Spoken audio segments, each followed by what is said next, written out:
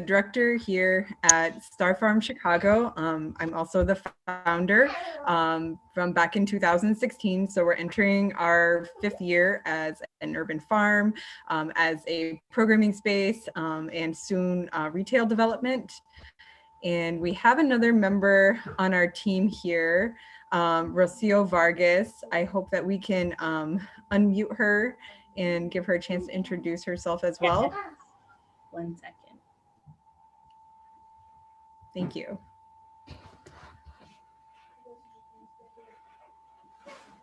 Hello.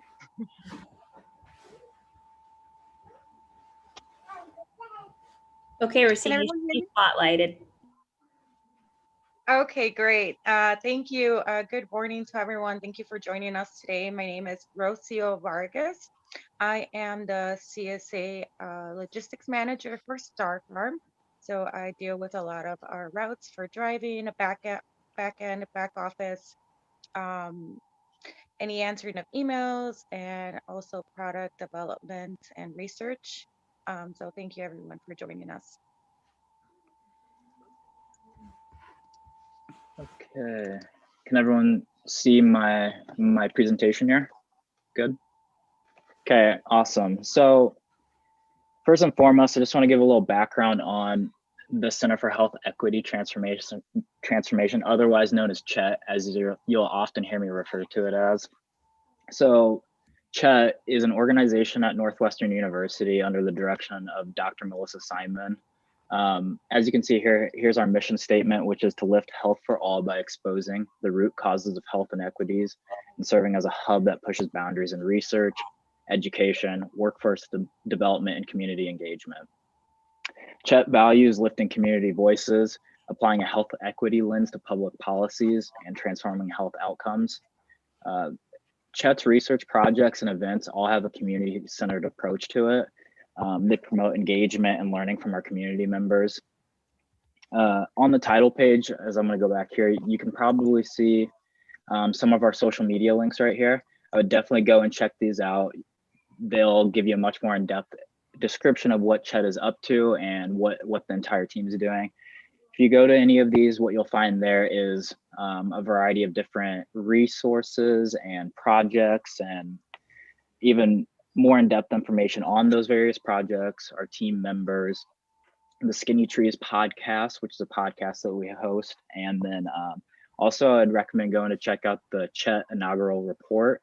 It was a report that kind of compiled all the work that's being done right now through CHET, and it really dives deep into some of the cool things that we're up to.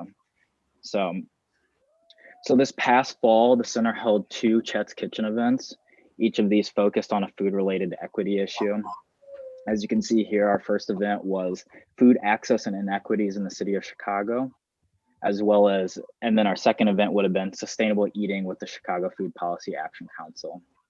What was really cool about each of these events is that we had the opportunity to partner with a community organization.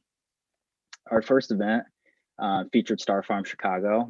Stephanie and her team so graciously helped out and provided information on Star Farm, as well as partnering with providing credits for community support agricultural boxes, or CSA boxes, which is awesome. So this event specifically was presented by Priya, a fellow CHET team member, and myself.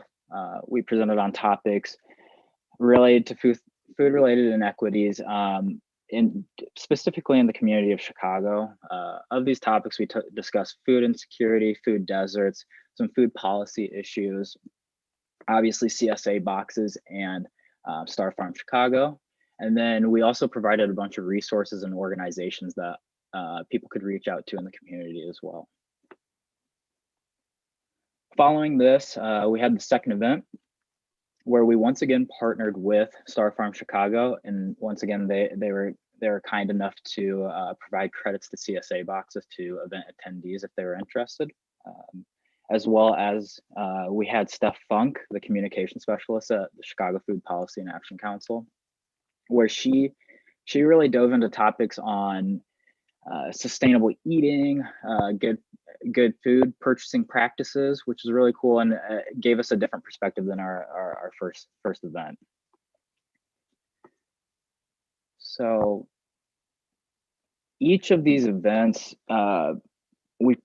we gave out surveys to event attendees. This was a way so we could measure the impact of the event. We provided both pre and post surveys. Now, something to mention about this is that one thing that these surveys are reliant on are people following up on these surveys. Our first survey, the pre-event survey, required completion before accessing the link. The post-event survey, required follow-up from people. So part of the issue there is, not necessarily people will always complete that second part of the survey. That being said, we were able still to make some generalizations about kind of what people were able to learn from our event. And then, another issue with this was that because this event was solely focused on NU students and staff, we had a small number of people, or in for a total number of people at our event.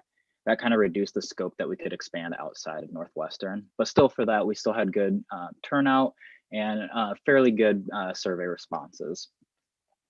Ultimately, what these surveys were able to tell us is that people were able to take something away from these events, whether it be a piece of information about sustainable eating, good food practice, and then you can see, so on the screen right here, you can see questions that were kind of our main points that we wanted people to take away from after attending these events. And what you actually saw, if you were to look at these, is people were like, oh, you saw the wheels turning and them start to make connections and see changes that they could make in terms of healthy eating or making a difference in the community.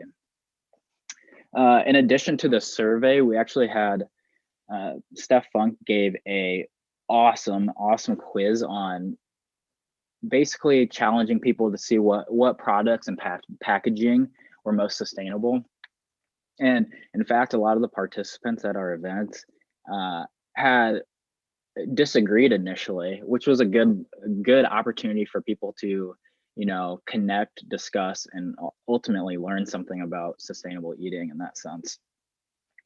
And then obviously, as mentioned before, we partner with Star Farm Chicago for the CSA boxes. While I am unaware of how many people ended up ordering CSA boxes, I do know that based on our survey results, people did express interest in receiving one from Star Farm Chicago, but as well as stating that they were interested in shopping locally more as a result of our presentations, which was awesome.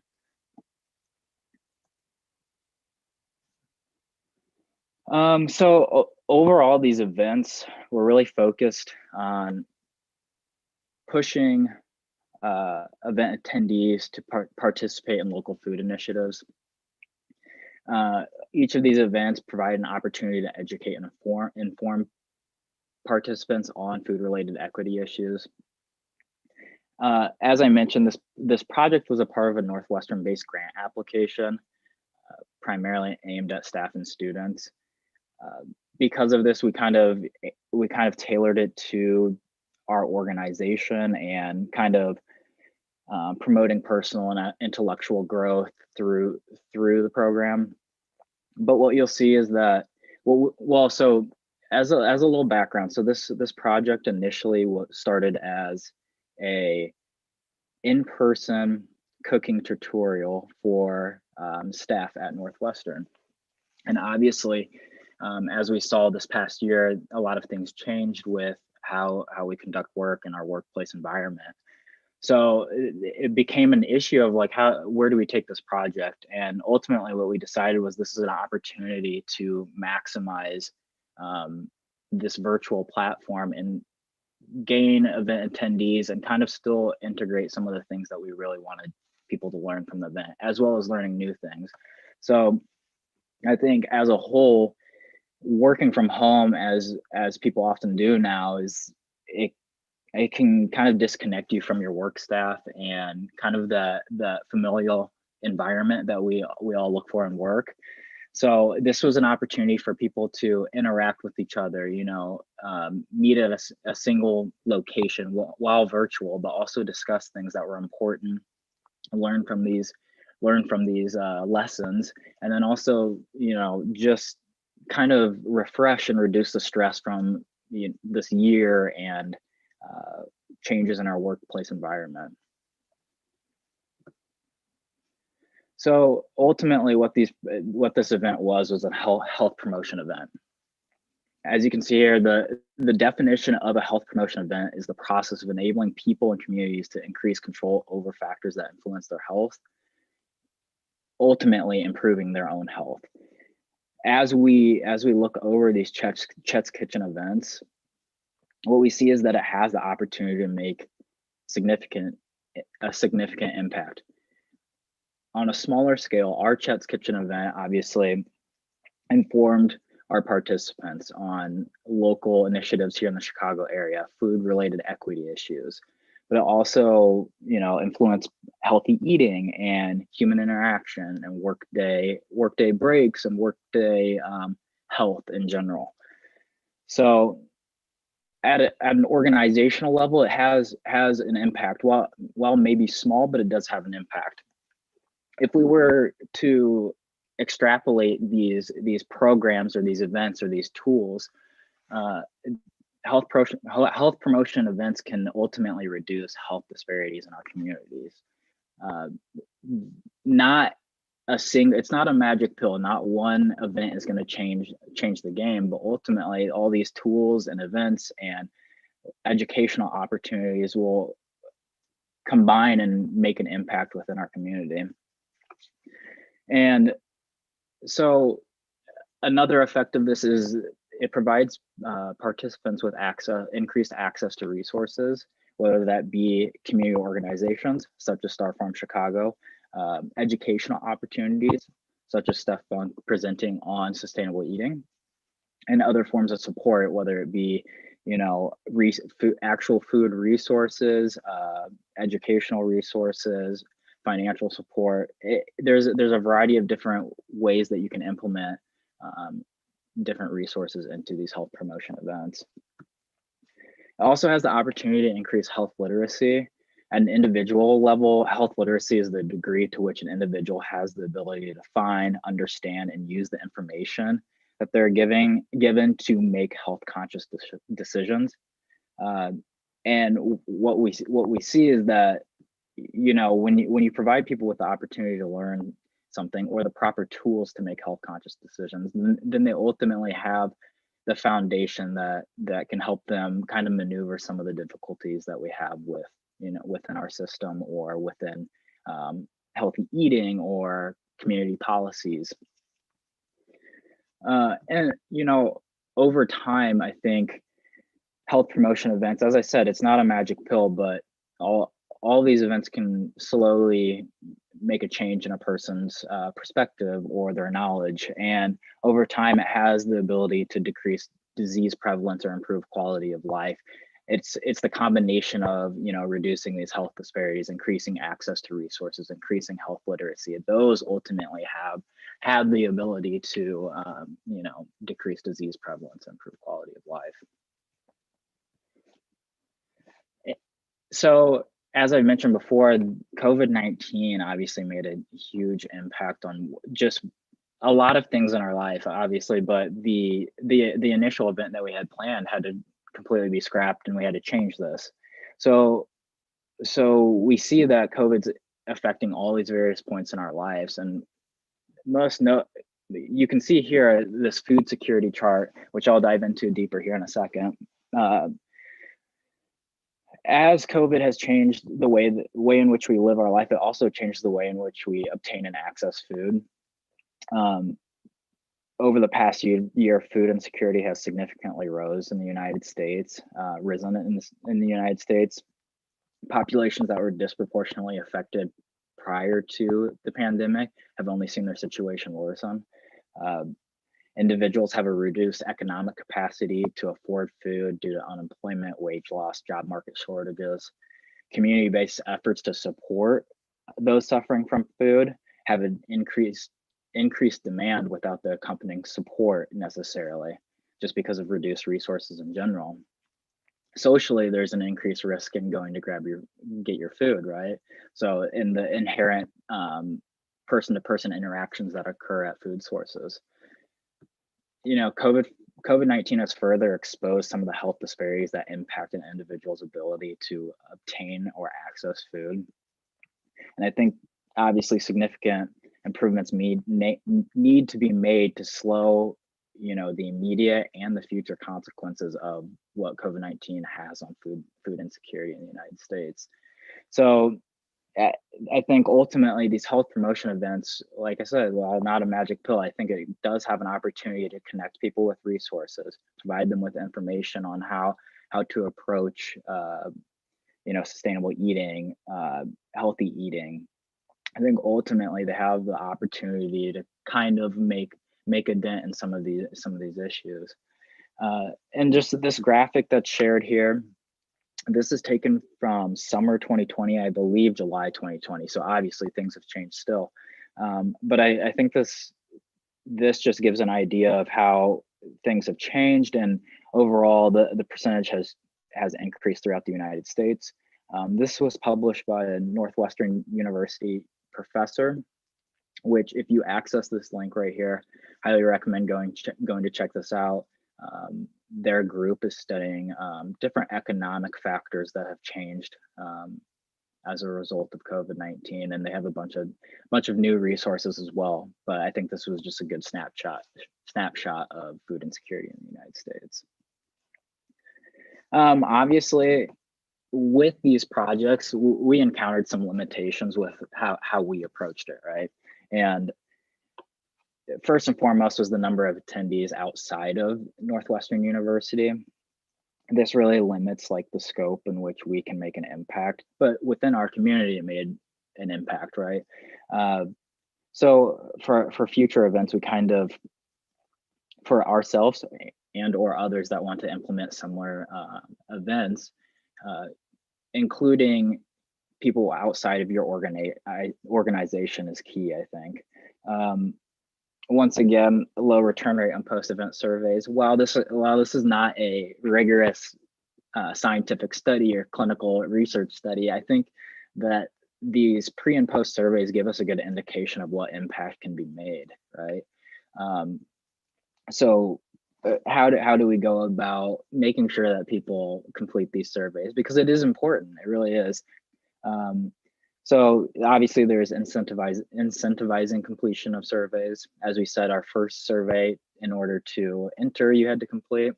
Perhaps we should have tied, you know, the Star Farm credit along with survey changes, or a variety of different ways we can approach this. Or, you know, providing a space and time for people to complete that as well. And lastly is, you know, COVID-19, I think, as with many aspects of our lives currently, it's just impacted everywhere. So I think the big thing is that being flexible and making it work right now is still going to have some sort of impact, right? So while the initial event that we had planned never came to fruition, but we saw an opportunity to still make some sort of change within Northwestern University. And I think if we kind of take that approach with everything, given dealing with the cards that we were dealt, I think this is a good way to approach it from here on out.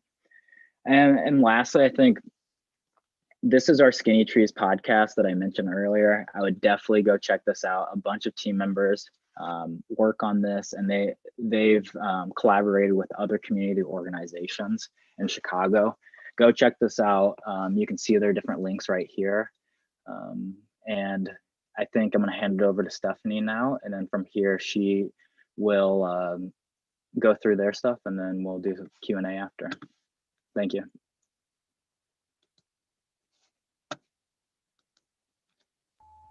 Hello.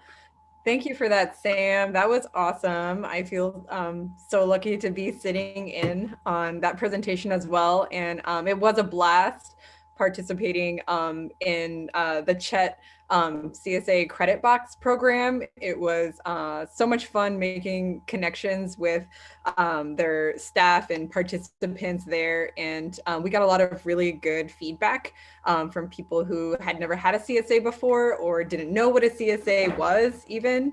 And I think it was a really good introductory experience for people, as Sam said, and we love doing stuff like that. So I just wanted to tell everybody that's here, thank you again for being here. I know you have a ton of other things that you could be doing right now. And we, just so you know, I'm imagining us sitting in one of those big, beautiful rooms at the Cultural Center in a nice circular table and seeing all your faces. And I just appreciate you being here for this presentation. So I'm just going to go over a little bit of what Star Farm is operationally, what we do, who we are, where we work, and who we work with, just so you have an idea of who we are.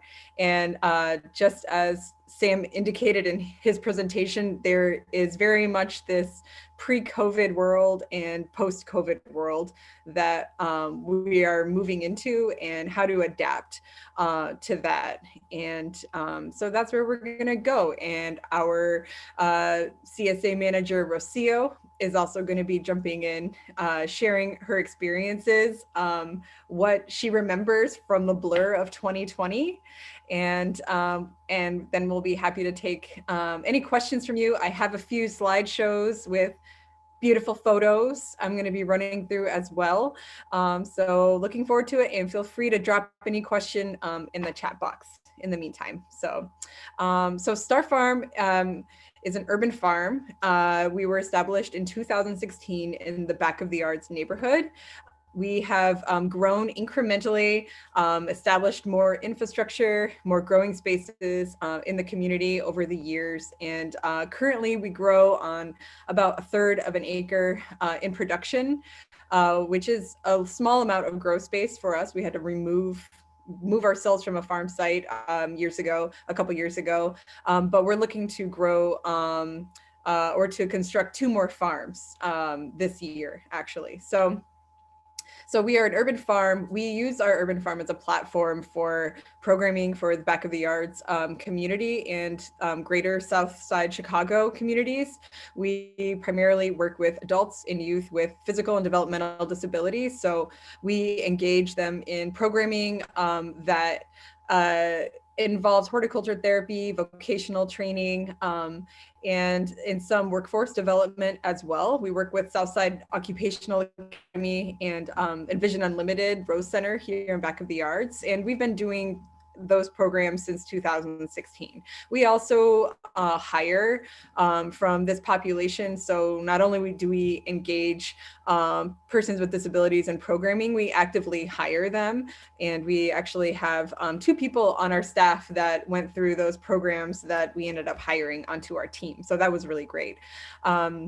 We also had developed a program called the Women's and Children's Program, which is transitioning now based on a lot of restrictions that our primary community partners for that had. So we worked with Metropolitan Family Services, Domestic Violence Wing, Sukasa, which is a local women and children's shelter.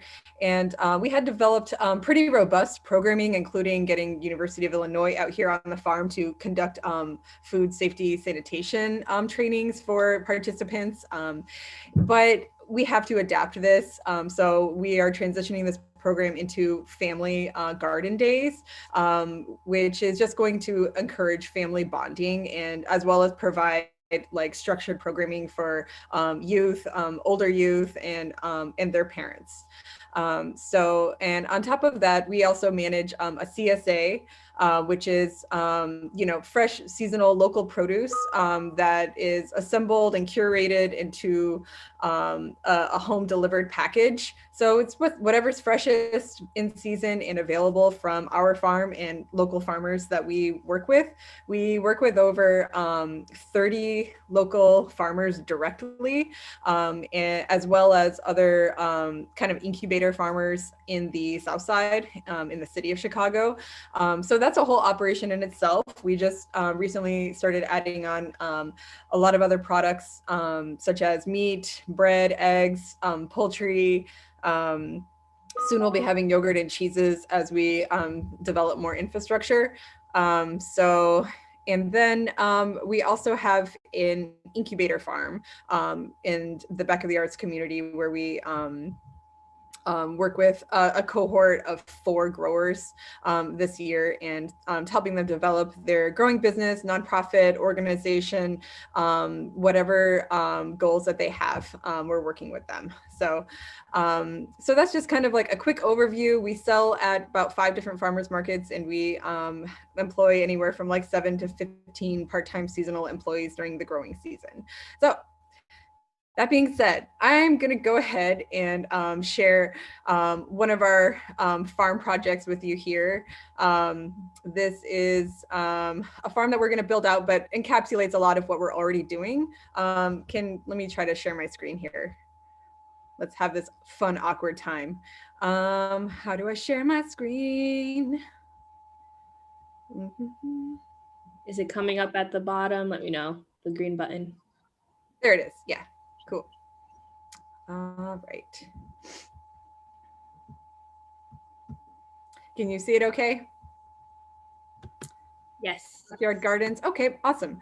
So this is a project that we're working on developing. It's actually been 4 years in the making. We're hoping that this is the year that we get to build it. It's coming up to vote finally in City Council in a couple weeks. So the Stockyard Gardens is a project that helps encapsulate some of our work here, which is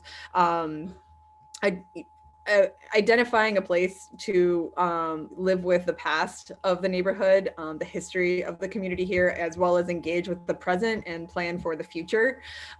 So here, we're just trying to share a part of, the Back of the Arts identity is the slaughterhouses. It was the international hub for slaughtering, 150,000 heads of cattle a day and for decades. So in transforming that narrative into one that focuses, on regenerative agriculture, on positive and fair, equitable interactions with the community, and hopefully hoping to improve, the local health of residents in the area. We're going to be launching this project focused on serving our community partners and developing a really robust distribution system of getting local organic produce into the hands of people who need it most. So we're going to be doing that, working with, like I said, persons with disabilities, working with older youth and out of school youth on workforce development, and also really focusing not just on food safety, landscaping, horticulture skills, but also other skills such as customer service and technology, which is an increasing part of the workforce needs. So this is some of the design of the program for the space, the landscape architecture. Developing these spaces is important for having, interpretive open areas for community members just to gather and feel free to use at their will. Also, gathering around food is really important for building community. And obviously, we're hoping to make that, high quality, nutritious produce that is culturally relevant. So here's just a little more information.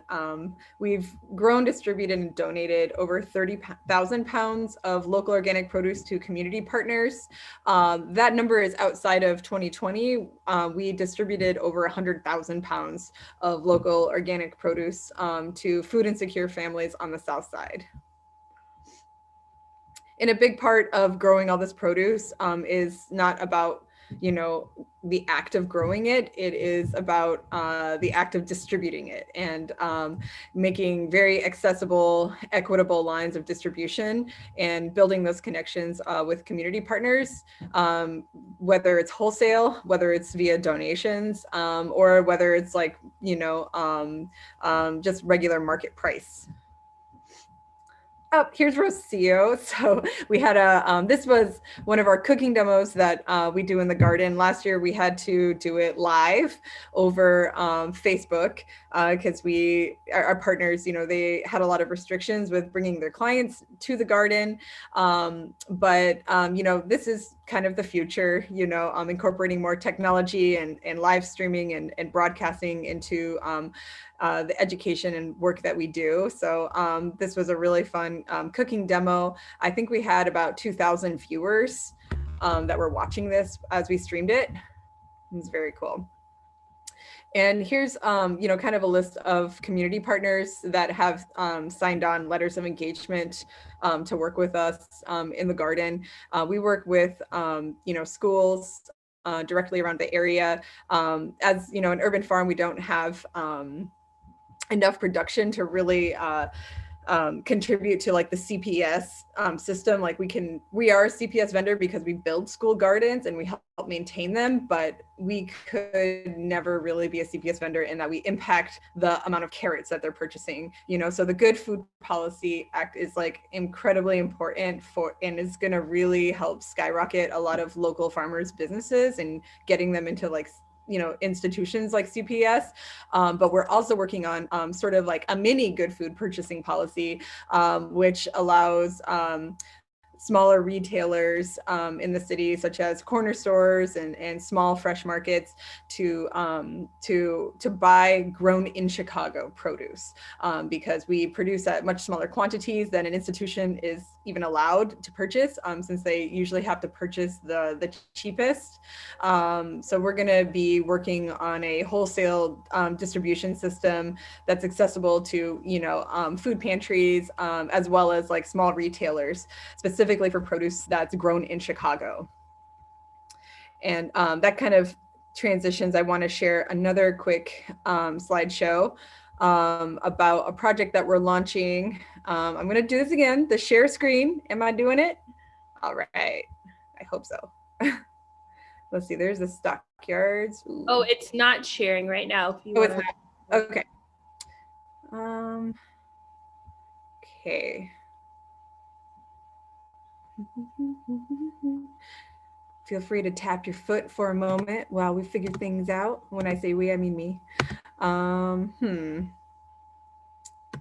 Let me see if I can get this here. There it is. Okay, let me scroll up to the top. It's just such a good picture. I use this picture all the time. So here's some information about a project that we're launching, the Star Farm Fresh Market and Community Kitchen. So this really came out of us thinking about the future of farming, and if we're going to really impact, the food system and make it more resilient and really see those long-term health outcomes that we want to see in the community that we're working in, we need to make this environment, this market, more sustainable for farmers. And and so we're looking forward to actually launching a retail co-op space right here in back of the yards, so that members of the community can have access to our produce 5 days a week, like a typical market, as opposed to a farmer's market, which is great, but is also limited. It's one day a week at a particular time in a particular place, and not everybody can get there. So so this is going to be the flagship retail space that we're going to be having a lot of local organic products at for affordable sliding scale prices. And this is just making the market more sustainable for farmers to be in, because right now it's very challenging for farmers to have access to markets, and whether they're farmers markets or other markets like CSA or wholesale relationships. And this is a good avenue for them to get like good bang for their buck, and keeping it local and in communities where it could have a high impact. So over here in back of the yards, we worked with Northeastern Illinois University to create a map, kind of showing the balance of, on one hand, we have a huge lack of retail food establishments between 47th and 55th and the Dan Ryan and Western Avenue.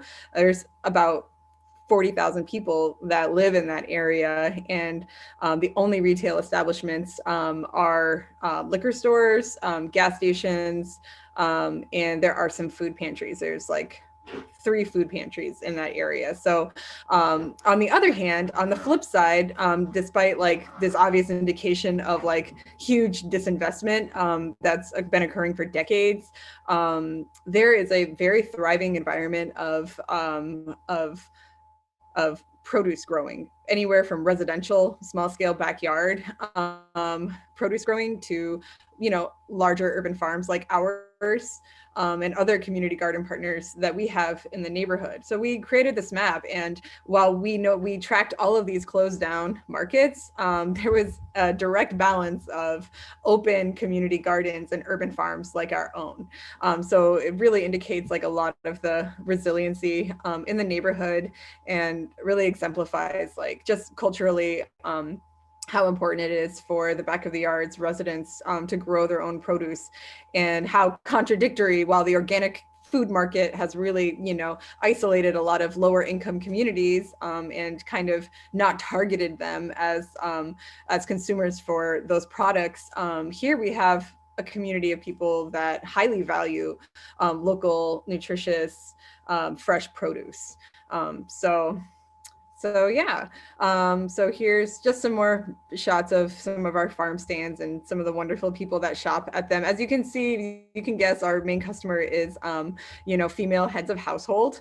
It's another reason why we are so female or femme focused as an organization, and why we're committed to supporting mothers and females and youth, and really offering a supportive workspace environment for mothers, including programs. You know, a lot of young mothers have barriers to access programming and even job training that they need because they don't have childcare. So childcare is something that we offer in some of our programs, so that you know, heads of household could attend those programs. Another feature is of the building, aside from the fresh market, is going to be the kitchen. So we're going to have a licensed shared kitchen, and in this space, we're going to be able to offer it to local food entrepreneurs at leading scale rates. The closest, we're looking for a shared kitchen ourselves, because this one's not, you know, built yet, obviously. And they're far away, and they're freaking expensive. And we have so many female entrepreneurs here in the neighborhood that have their homemade food businesses. And the Cottage Food Act is really wonderful for that. But, you know, we're working with the Institute of Justice to make that, you know, also more accessible to Spanish speakers here in the community. So we're going to be using the kitchen to produce value-added products with our produce to gain more income as an urban farm. As you can guess, you know, the cost of an apple versus like apple jelly, there's a big price difference there. So being an urban farm, we want to also make it more sustainable and get more income for ourselves, and also make that accessible to other growers on the south side who want to make value-added products, so they have shelf-stable items during the wintertime, as well as just other materials, other ways that they can use their products that also cut down on waste. So we're going to have shared cooler space as well, and going to use the kitchen as a studio space, so we can record, you know, cooking demonstrations, nutrition workshops, as well as a physical space for people to like gather and sample and test products. So yeah, small batch production, high quality ingredients, and a kitchen to market pipeline. We're also going to have an outdoor farm to table dining space. And, you know, one of the important aspects about our farm is that we do prioritize hiring from the local community. We've been a first job for over 24 local community residents. And Cornelius right here on the left side, he's been with Star Farm for 4 years. And Willie on the right-hand side there, he was with Star Farm for 3 years before Amazon stole him from us. But he still comes around to get his veggies. So this is just another way that we can help our local supply chain and especially support BIPOC producers. We work with these vendors and, and we can put their products at the forefront of our marketplace and provide another direct avenue for sales for them. We're going to have also a local foods pantry in the building, which is going to be a client choice food pantry, and it's going to be integrated into the market. So any shopper, whether they're actually purchasing anything, can come 5 days a week and access fresh produce for themselves.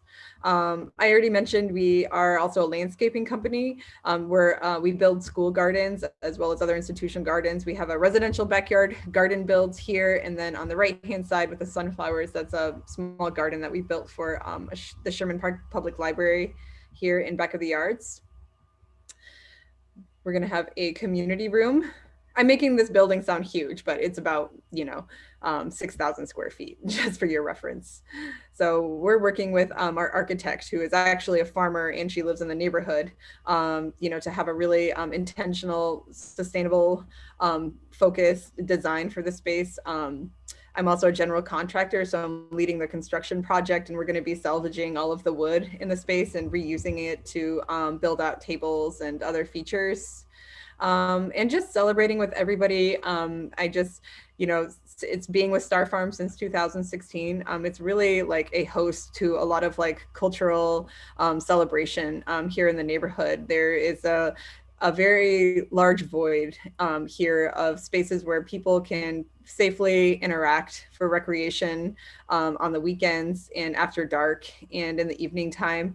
And having those opportunities is really important for like the mental health as well as the physical health of the neighborhood. So here's some of our partners from over here in the neighborhood that we work with, and some larger citywide funders that we work with as well. Just so you know, since this is about creating like sustainable communities, I just like to share that a lot of us going into I want to stop sharing actually, unless you want to keep looking at my ugly screen here. New share, old share, stop share, pause share, no, stop share. Oh wait, there it is. Sorry. Okay, so I am going to move the me talking over to Rocio Vargas. How are we doing on time here? We have more time, right? Yeah, so we have about 37 minutes left, so plenty of time for. Great. Awesome. So Rocio, I'm gonna flip the table over to you. Yeah, I'm gonna mute myself now.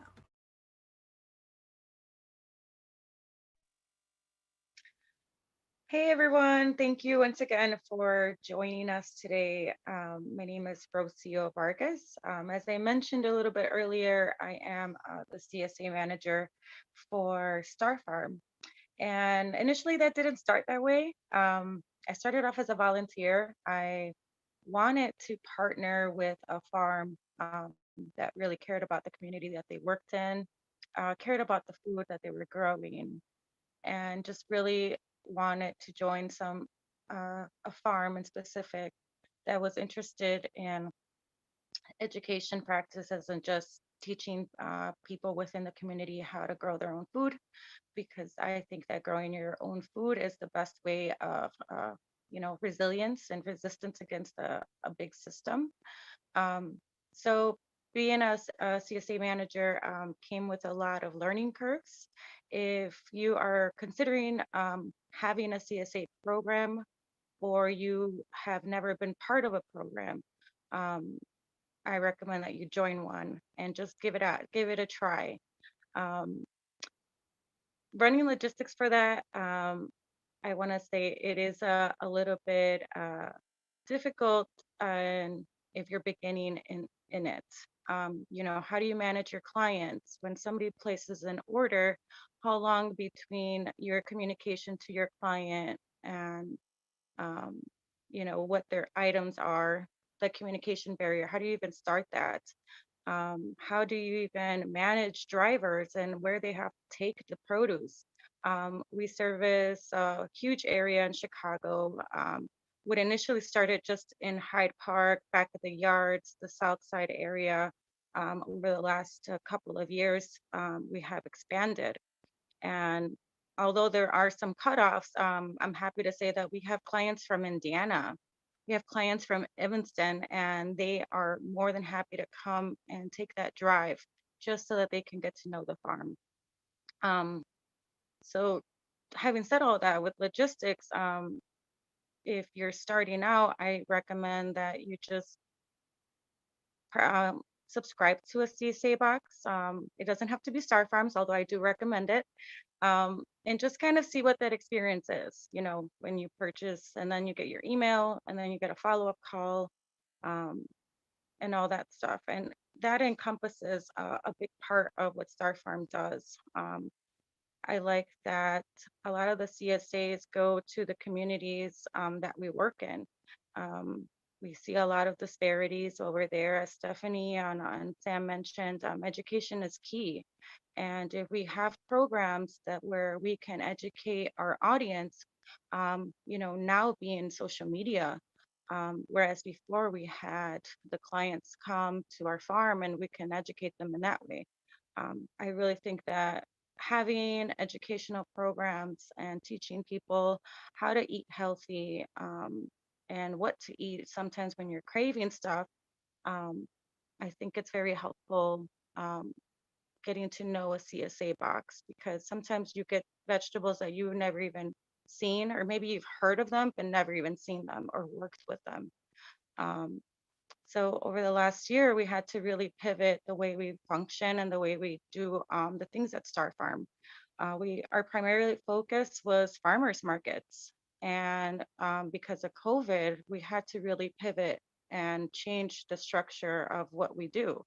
And the CSA boxes came into play now more than ever, especially with social distancing and just people not having access to even get on the bus sometimes. You know, there's a grocery store maybe 10 miles away. So I think offering a CSA program, and or being part of one, is very helpful to the farm and to your education overall. Um, so I really lost my train of thought because I looked over at something, but in general, bringing it all around, I think that the partnership we had with the Chet's Kitchen, and just being able to give all these boxes away to low income families and communities that really needed it the most. Even though it's small, it is a huge impact. And seeing Star Farm grow from farmers markets to doing over 300 CSAs in a week, um, is a huge impact. You know, that's 300 plus people that are getting their food delivered to their home, and there is no middleman. It's coming from the farm, headed to your house. Um, so a big part of that too, as Stephanie mentioned earlier, is just having like a kitchen, or having education to learn how to cook these meals, and having to make better choices in what we eat and what we want to put in our bodies. Sure, you know, I love McDonald's on a Friday night and get that Big Mac, but what am I going to do for the rest of the day? What am I going to do in the morning? And how do I avoid eating these processed foods? Best way is to hit up a farm, a local farm that you may know of, hit up your local farmers market, and simply just try to just ask questions. I love being part of the farmers markets because a lot of clients just, you know, they always ask, they're like, I'm sorry if this is a stupid question, but what is this? And I love answering their questions because, you know, hey, that's a radish, that's a green lobo radish. And that alone speaks volumes. you have a community that's interested in learning more about the food that they put in their bodies.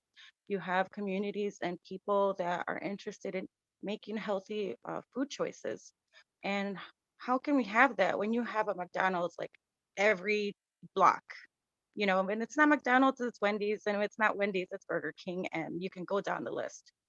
And in reality, what I think should happen is that it should just be a farm, you know, instead of going to McDonald's, let's just hit up this farm where we know we're gonna be able to pull this tomato right out of the vine, or we're gonna be able to pick up these cucumbers.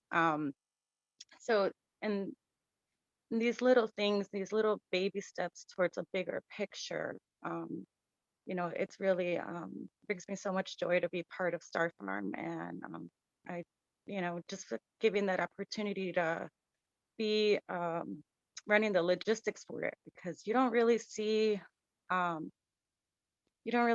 impact until you start, you know, tracking it all down, until you get a list of 100 clients, and then 100 clients turn into 200, and you're just like, how am I going to get all this food to all these people when it becomes 1,000 people?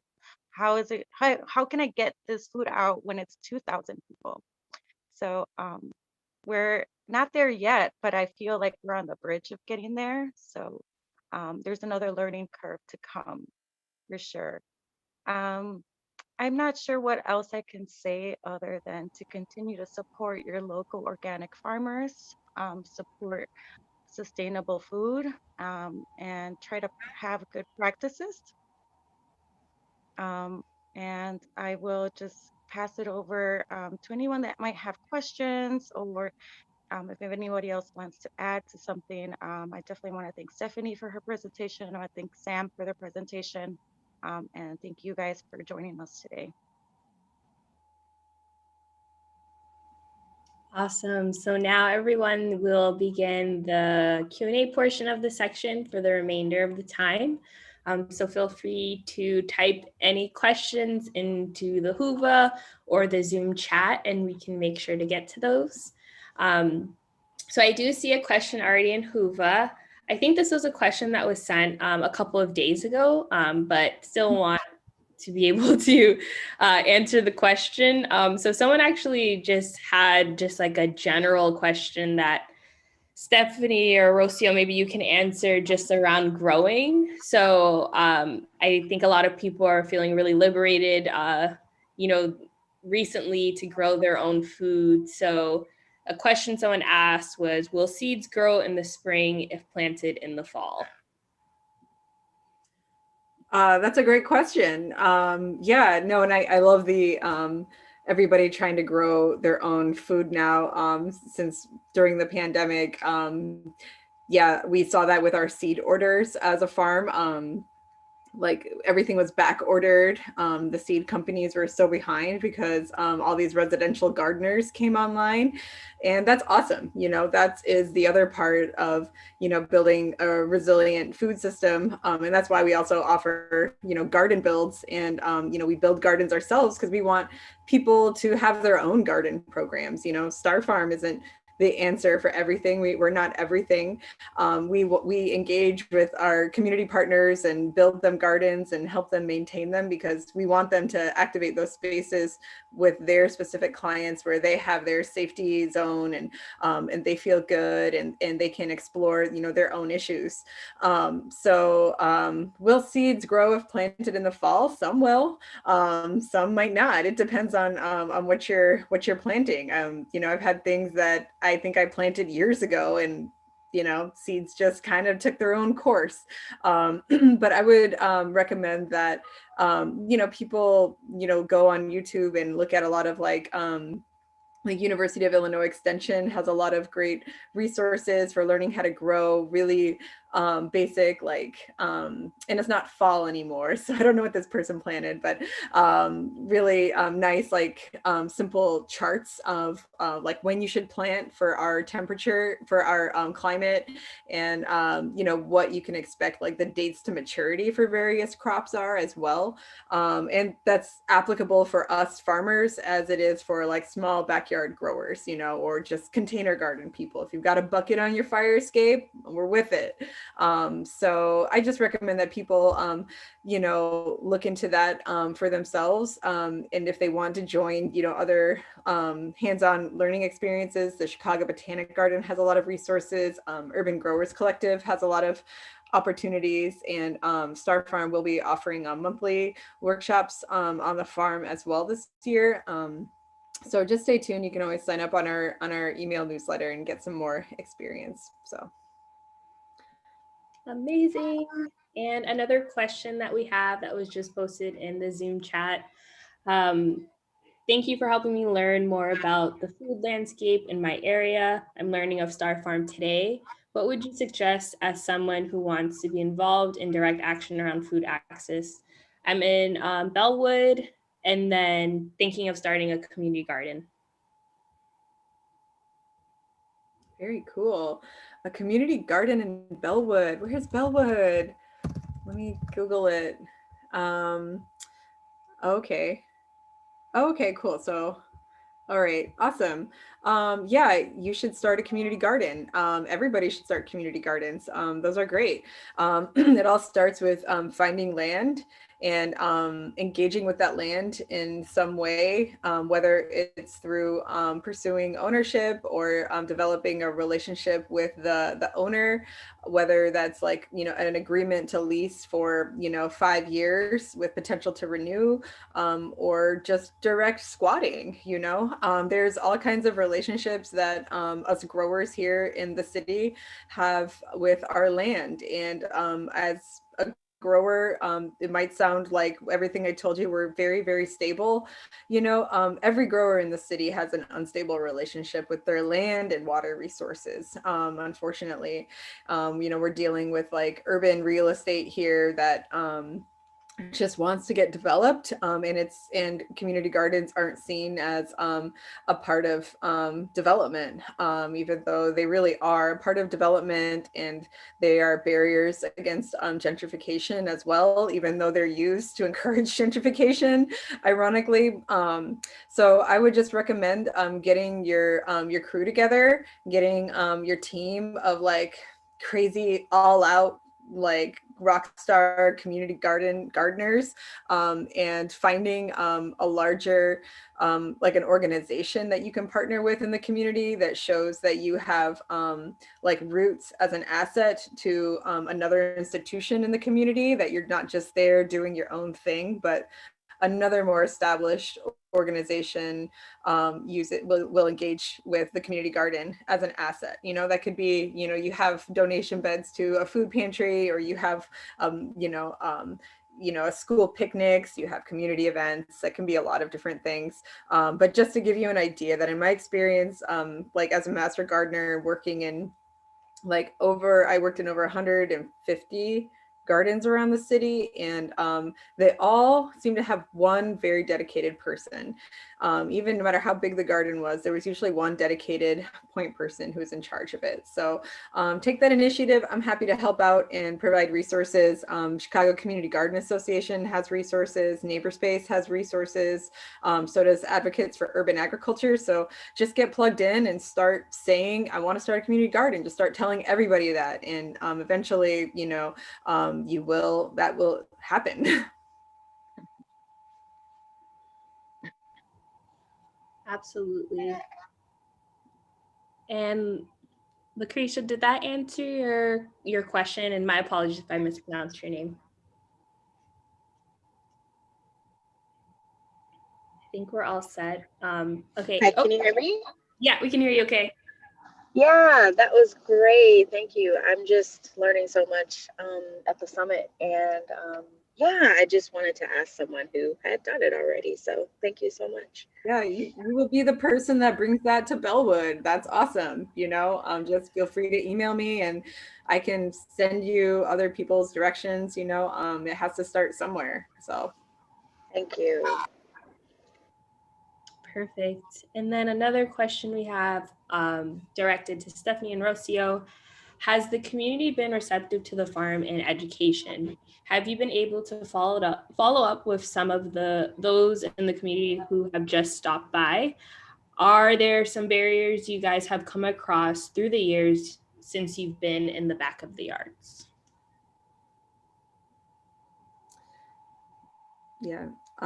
Well, I know, Rocio, you want to talk about our farm stand last year, with people Yeah, like dropping it. Is it okay if I share my screen real fast while you're talking with just some photos of the sure. farm stand? Okay, cool. I'm gonna do that. So I think the community has been very receptive. Um, you know, I was there when we just got a land, you know, there's nothing there, no bathroom, no shipping container had arrived. You're just looking at a piece of land.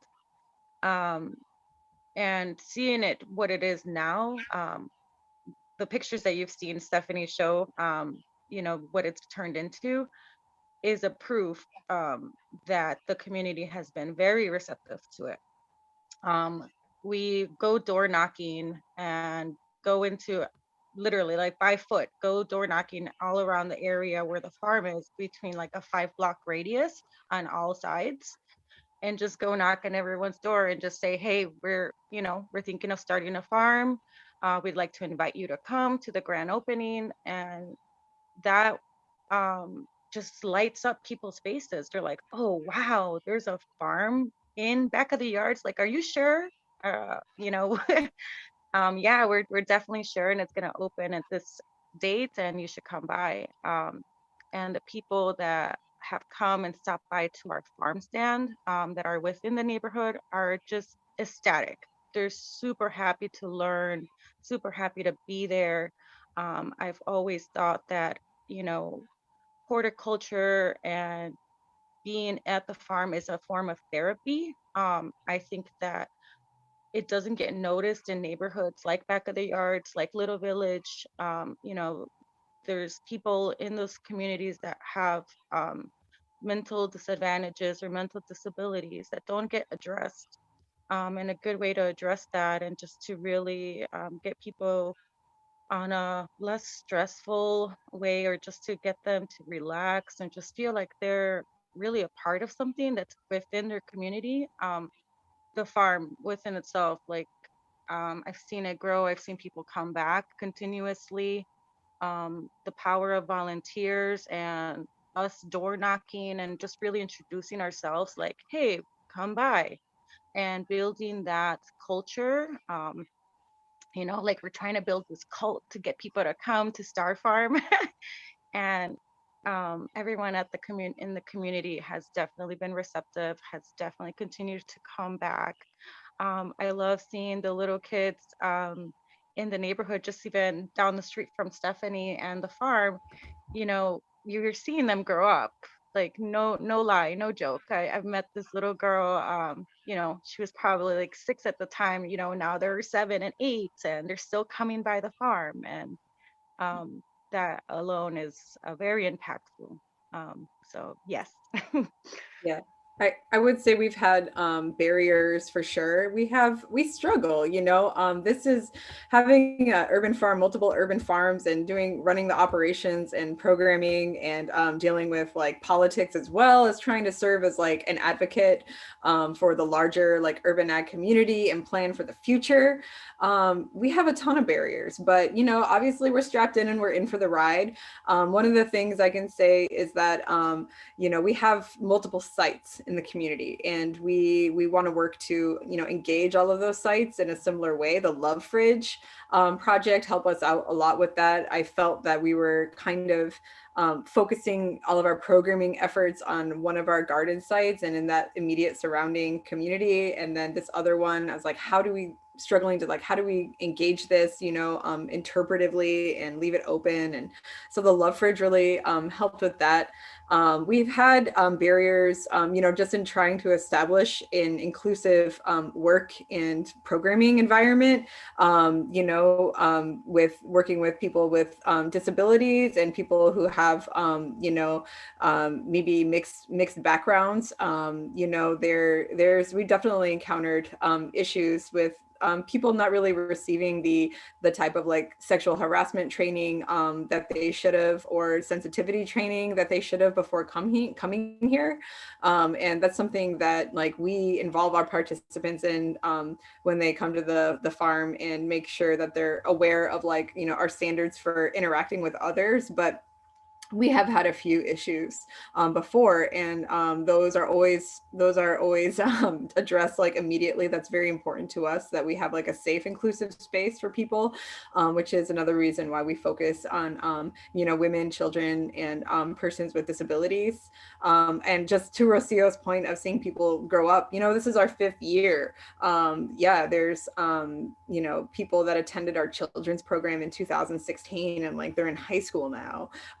And you know, they're still living in the same area, and it is really meaningful that people have a consistent community asset, especially when retail spaces are not available, job opportunities in their direct community are most largely not available.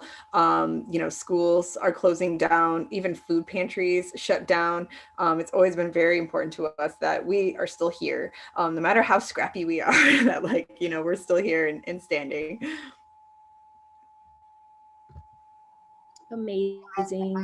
And then another question that I pose actually for Sam, just, you know, wondering, we love to hear kind of about like the beginning stages of projects sometimes.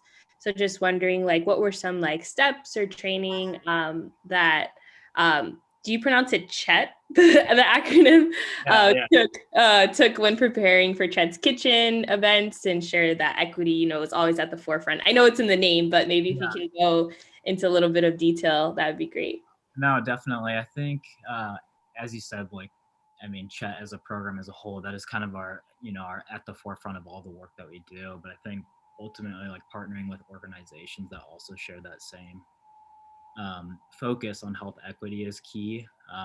We also shared widely on social media within our own networks, and gave priority to CSA boxes to our students, trainees, and attendees, regardless of if you received a CSA credit. It was available to anyone to attend, for sure. I don't know. I know Ivy and Araceli are here as well. If they have anything that they would like to add, feel free. Hey everyone, this is Araceli. I think like just a partnership. Ivy was the one that brought Star Farm to us. She's also on the call, but I think partnering with an organization like Star Farm was one of the ways that we wanted to provide the funding that we did receive from Northwestern, and provide that funding to support CSA boxes that came from a local farm, and one that does so many great programs on the south side of Chicago. Ivy, do you have anything else? Yeah, hi everyone. Yeah, I just want to add that a lot of people think about the way to support local farms is to go volunteer, and a lot of people don't have that time to do that. And there are so many other ways they can support them. And we wanted to introduce, just by purchasing CSA boxes is a huge support for the local farms already. And in returns, they get all local fresh produce, and it's a win-win situation. We just want to give people that experience, that they can taste the difference of the local food. I have had so many people actually told me that they do taste so much better than the store-bought food. Right. And that, oh, go ahead. Chet is also really important to, I can just say, as you know, our busy farm team over here, that gave us access to like Northwestern, which is a huge institution, you know. And like Sam and I were talking about this, like, you know, there's people like you know, Sam and Araceli and you know, like you all that want to reach out and partner, you know, with farms like Star Farm and other farms in the city, small urban growers, you know, BIPOC growers. and just like, how do you make that connection? Like, we're out here wanting to connect with you, and they're in there wanting to connect with us. And so this was really great for, you know, wow, we got to click with them all the way over there, and it felt so great. And sometimes it's really hard to access, you know, like same thing with like University of Chicago. It's like, I know there's people in there that we could connect to, and how do you make that connection? So this was very like unique for us to see from a large institution reaching out to us. And I know we owe that in part to like CIFPAC, you know, helping to moderate and make that connection too. So so that was really cool. And I know that that can be very beneficial for like a lot of small growers, you know. Absolutely. And then another question we have in the chat: how might school community garden networks overcome this problem of so many gardeners having unstable relationships with land/water resources? Yeah, that's just, it goes to just the heart of what is, you know, who does the land and the water belong to, you know, and who should have access to it and use it, and for what, you know. And right now, the society that we're in, and you know, the system that is, that, you know, we're all, you know, trapped in this like wheel, values, you know, development and like, you know, cash earning capital. So that's how our land and our water is treated. You know, we use water from Lake Michigan to water our farm that comes from like the hydrant.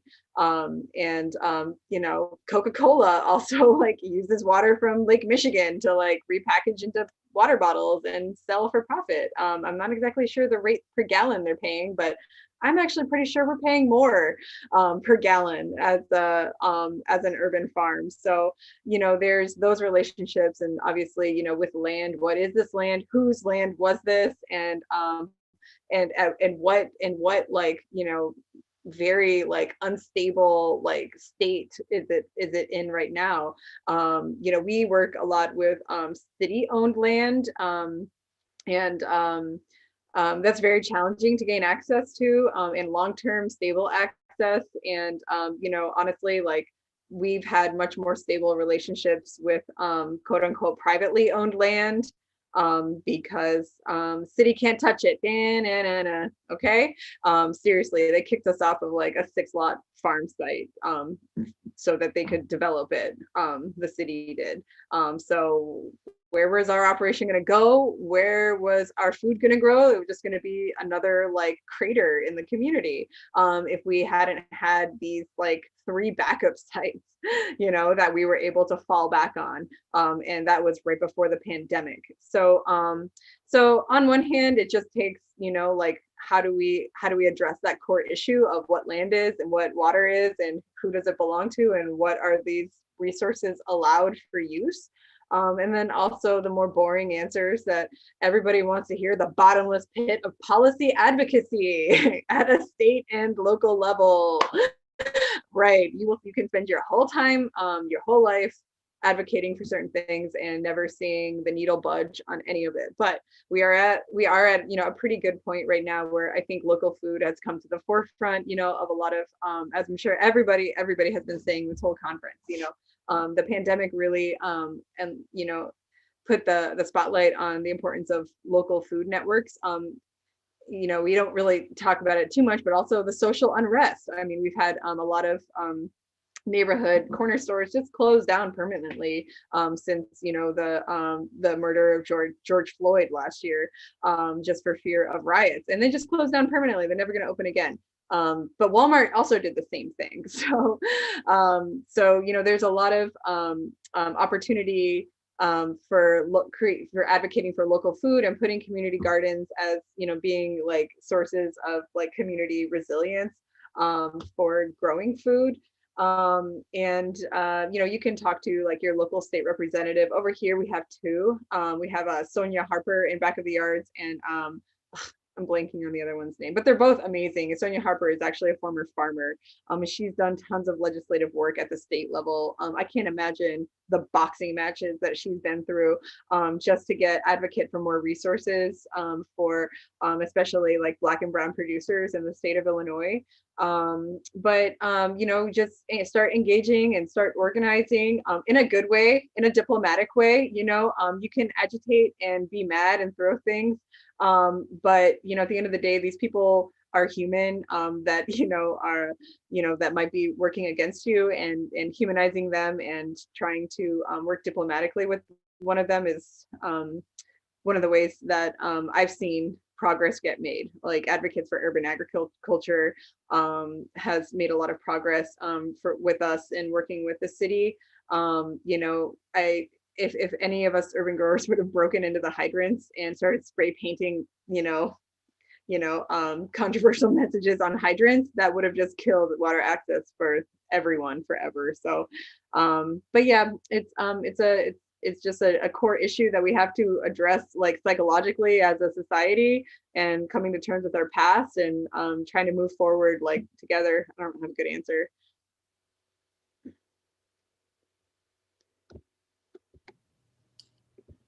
And then also in the chat, we have a question that was raised, 1 second, to the chat team. Some projects or plans you guys have to continue doing equity work in Chicago? Will we be seeing more health promotion events this year? And then Ivy did respond already, saying that all of our work is equity focused. We used to host a lot of in-person health events in Chicago's community. At the moment, we host a lot of events online, such as vaccine Q&As. We recently did this in English and Spanish. And then Ivy also put her contact in the chat as well, if anyone wants to reach out. And then any last call for questions, feel free to ping that in the chat now. But Stephanie, Rocio, Sam, if you all have any closing remarks, feel free to kind of just plug those now. And maybe I think a burning question, Stephanie, for folks are how can they get involved? So maybe if you want to plug any volunteer opportunities, feel free to do that as well. Yeah, absolutely. You can get involved with Star Farm. You can go to our website and just drop a question, and then you'll be signed up to our email list, or you can email me directly. My email's in the chat here, Stephanie@starfarmchicago.com. Where you can get involved with Star Farm, or I would love to help anybody facilitate them creating something for themselves and their own community as well. But yeah, thank you for your interest and your time.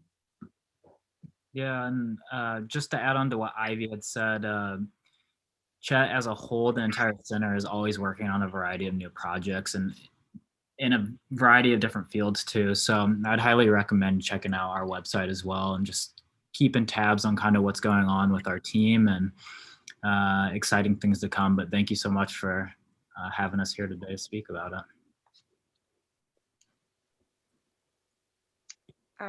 I just want to say thank you to everyone for participating. Thank you, Sam. Thank you, Stephanie, for inviting me to this as well. If you do want to get involved with Star Farm, you can email us or join a CSA box program, or just try one around the city. Absolutely. Thank you all so much. And then for participants still on the line, there are 2 ways that you can provide feedback. You can go into Whova and click rate the session, or you can go into Whova and participate in the overall summit feedback form. We really appreciate your feedback just for future sessions. But thank you all. And again, Whova will be live for the next 4 months. So if there is anything that comes up, or maybe for folks that may be tuning into this later on YouTube, feel free to use the Q&A session or chat in Whova, and we can get those questions directed over to our presenters today. Thank you all so much. Yay. Everyone, I hope you enjoyed the sun. Yes, sunshine. Bye. Bye, everyone. Asha? Hello? Sorry, I was muted a bit. Sorry about that. Yes. Hey, are we still on live?